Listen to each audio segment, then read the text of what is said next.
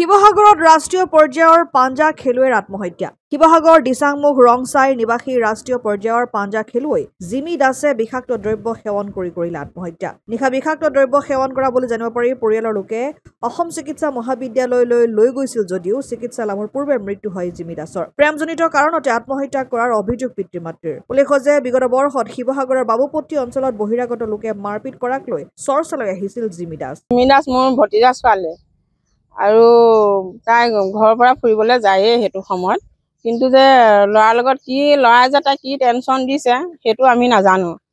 কিন্তু কালি তাই ঢাচকে ৰাস্তাতে পৰিলে, 4:30মান বাজিলে সন্ধিয়া। তাৰপিছত তেতিয়া আমাক ৰাস্তা দি যোৱা মানুহে ক'লে বোলে আপোনালোকৰ ছোৱালীজনী ৰাস্তাত মূৰ ঘূৰাই পৰি মুখেদি ফেন ওলাই আছে। তেতিয়া ঘৰৰ ওচৰৰ মানুহে মানে দাঙি নি ছোৱালীজনী ঘৰৰ ভিতৰত সোমালে। তেতিয়া মাক দৌৰিলে, মই দৌৰিলোঁ, প্ৰায় ওচৰৰ মানুহ দৌৰিছে।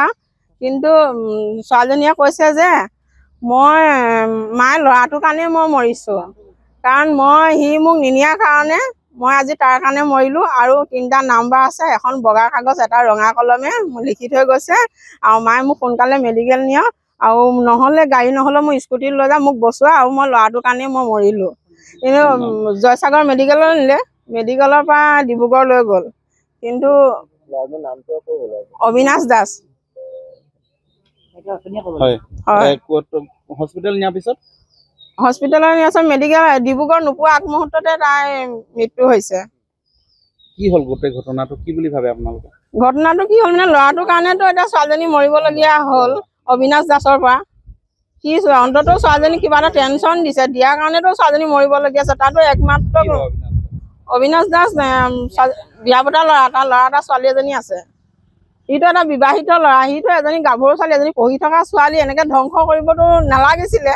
কিন্তু একমাত্ৰ এজনী ছোৱালী, এটা ল'ৰা ৰামদাসৰ, এনেকৈ ছোৱালীজনী মৃত্যু হ'ব বুলি আমি জীৱনটো ভবা নাছিলোঁ। কোনোদিন যে এনেকুৱা এটা হ'ব বুলি আমি কোনোদিন ভবা নাছিলোঁ, যে এজনী গাভৰু ছোৱালী ঘৰত যে এনেকৈ আমি পাম বুলি, বা ডিব্ৰুগড়ত যে এতিয়া পষ্টমৰ্টম কৰিছে বা ট্ৰিটমেণ্ট পোৱা নাই, কিবা পোৱা নাই, আমি এইখিনি ভবাই নাছিলোঁ। কালি 4টা বজাৰ পৰা এতিয়া অন্ততঃ কিমান সময় হ'ল মই নাজানো, কিন্তু আমি ছোৱালীজনী যে ঘৰলৈ ঘূৰি আহিব যে ভালভাৱে এইটোৱে ভাবি আছোঁ। কিন্তু এই ল'ৰাটো ন্যায় পাবই লাগিব, গাঁৱৰ ৰাইজে হওক, আৰু ছোৱালীজনী ন্যায় পাব লাগিব, সিহঁতৰ ঘৰত জ্বলাব লাগিব। কাৰণ এটা ল'ৰাৰ পৰা এজনী ছোৱালী, গাভৰু ছোৱালী মৰিছে, আৰু এটা বিবাহিত ল'ৰা, তাৰ ল'ৰা এটা ছোৱালীজনী আছে। ছোৱালীজনী কিয় আঘাত দিব, কেলৈ লৈ নগ'লে? ছোৱালীজনী লৈ যোৱা ছোৱালী কি থাকিবলৈ ঠাই নাই, কি ল'ৰাই 2জনী নানে, কি নোহোৱা কাম তাই কৰিছে, কি কাৰণে ছোৱালী মৰিবলৈ? আজি মোৰ ঘৰখনত মই কেনেকৈ থাকিম, বাপেক মাক কেনেকৈ থাকিব? ৰাম দাস আৰু অম্বিকা দাস।